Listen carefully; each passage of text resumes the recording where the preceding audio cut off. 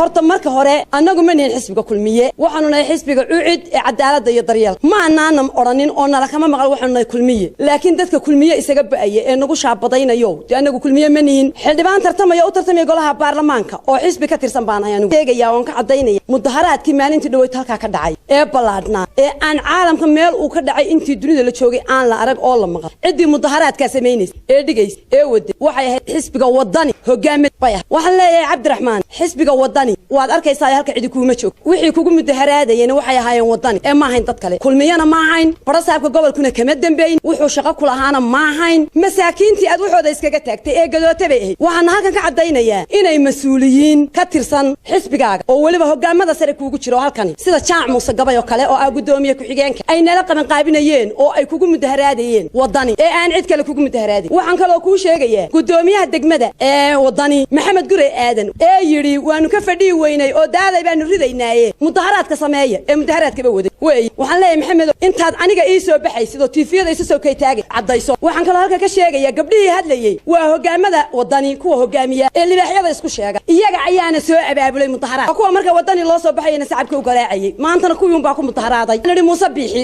Abdi aanu iri te marka ay xisbigii mucaaradka ahaa ee golihii maxay tahay baarlamaanka ninkii hogaaminayay uu masaakiintii danyartayd madaxa iskaga taagay cid loo sheegaya waa xukuumadda oo ka jawaabay taa daraadeed baan taana taa u iri reer wadani waxaan leeyahay waa la isu jawaabaa jawaabti ma diidana reer wadani ii jawaabaya yaa ii soo dir inanka maxay tahay Naasir Maxamed Cali aan soo dohdo u ahay ee hay jawaabeen ragga reer wadan baan leeyahay mudhiya ay soo fadhiisteen dadka halkan joogana waxay ahaayeen dadkii wadani bay ahaayeen oo mudaharaadaysay hadday mudaharaadayeen anagu waxaanu sheegaynaa inaanaan ahayn kulmiye barasaabkuna aanuna soo adeegsan ee dad mabda'ooda iyo rayigooda ku yimi oo anaga aan la adeegsan la iibsan karin bay ahaayeen ka hadlay ay ahaayeen habla kulmiye ah ucud baanu ku ogeyn sidii baan noogu ogtihiin